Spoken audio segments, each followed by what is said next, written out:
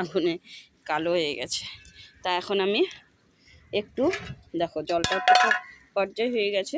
আর তোমরা কে কে শিম সেদ্ধ খেতে পছন্দ করো, গাছের কচি কচি শিম, তো এখন শিম সেদ্ধ দিয়ে দিই।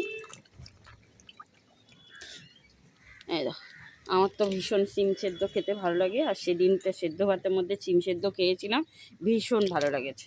আর তাই আজকে শিম সেদ্ধ দিয়ে দিলাম। আর চালটা তো ধুয়ে নিয়ে চলে এসেছি, এবার চালও দিয়ে দেবো। এই যে চাল ধুয়ে নিয়ে এসেছি, এখন চালটা দিয়ে দিচ্ছি।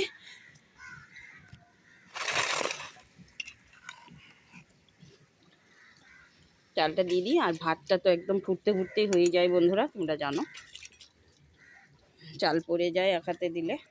এখন ঢাকাটা দিই। এই তো, এরপরে রেসিপি দেখাবো। দেখো কড়াই